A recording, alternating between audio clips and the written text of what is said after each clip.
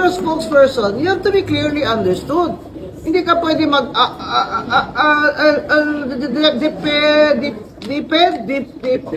alamano, ganyan. Hindi pwede yun. Kailangan klaro. Yun ang advice ko sa mga gustong mag-spokesperson. You have to communicate your message clearly, and you can only speak for your principal because you are the agent. Kasi Atty. Amante, hindi ko nga alam kung sino principal niya. Hindi ko alam kung high school principal, college principal. Kasi may secretary general, may deputy speaker, sila nga speaker. Lahat gusto mapasikat ba? Awa ako dyan sa spokesperson nila. Si ano na lang yung spokesperson mo tungkol sa building ng house. Gusto lahat ng congressman na ilaha magpasikat man. So, sila po mo papel-papel na. Kung saan may trabaho ng House of Reps spokeswoman, sweldo lang na, pero medyo kayo substantive ba? So, dapat klaro yung role. Kung may spokesperson na, dili na kaya sulti ang Secretary General, internal na lang siya. I don't know, I'm not there to tell them what their role should be, pero sayang naman yung talent niya. Sasalita siya ng ganito, doon, nagpipress con din yung isang congressman. Kung ako ang spokeswoman, sasabihin ko talaga, sabaan mo doon ay. Ako na ba yung spokeswoman karon? You know how it is ba? The politicians always want the credit. Ngayon ng iba dyan. Sila daw ang nagbigay ng free college tuition. Sila nag-implement. Hindi na mga fake news na yan eh. Hindi na maganda yan. Mga Credit grabbing. lahat credit grabbing. Let's have a government and our leaders should be responsible, accountable, and live simple lives.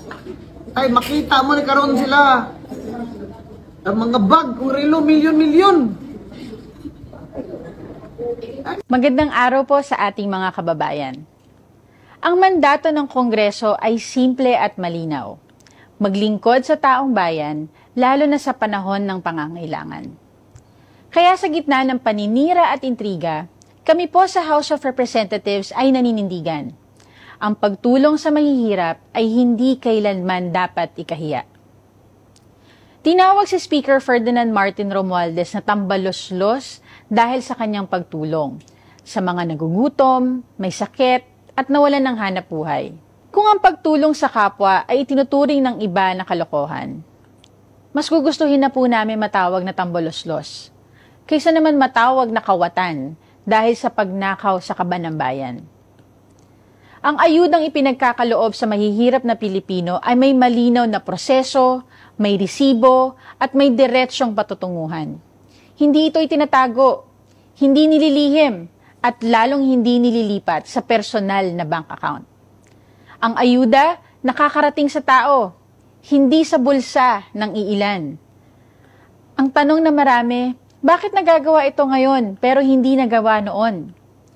Dahil may leader tayong inuuna ang kapakanan ng mahihirap kaysa sa kapritsyo ng politiko. Dahil may speaker tayong tapat, maingat sa pondo at malinaw ang direksyon. Hindi nagpapakitang gilas, kundi nagpaparamdam ng tunay na serbisyo.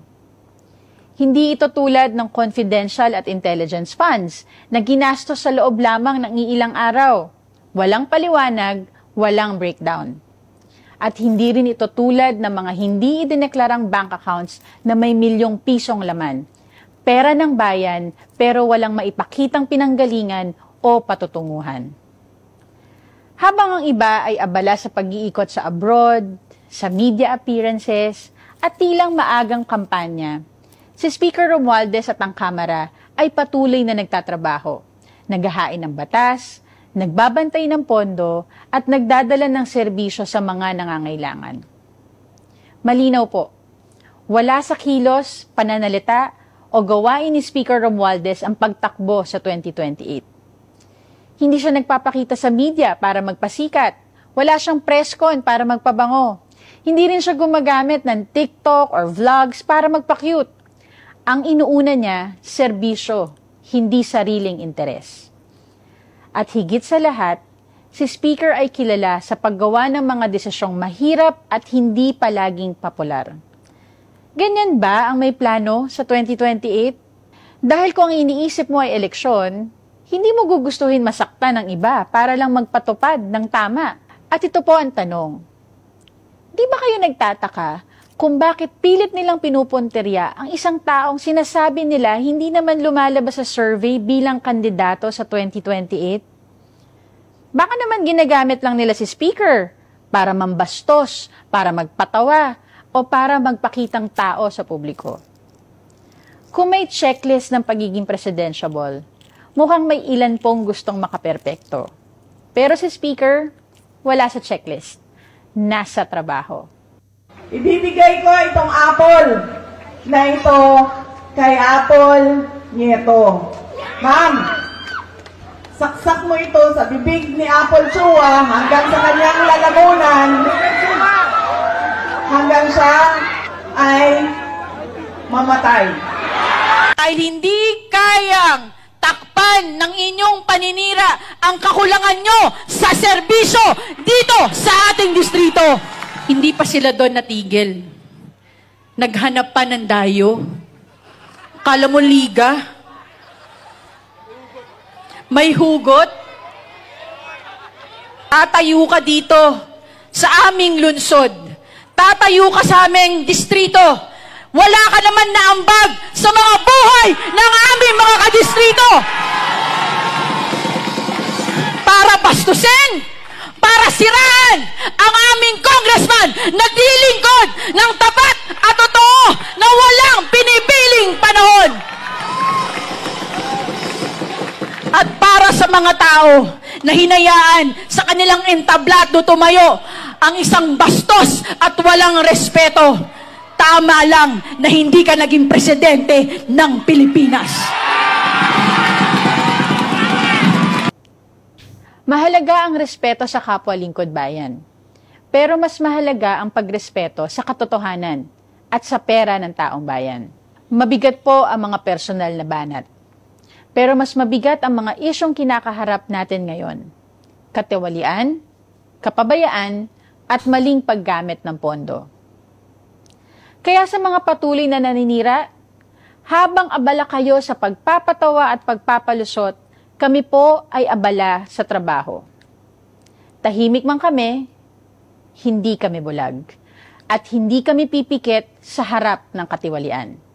Ang sagot po namin, trabaho, hindi drama. Maraming salamat.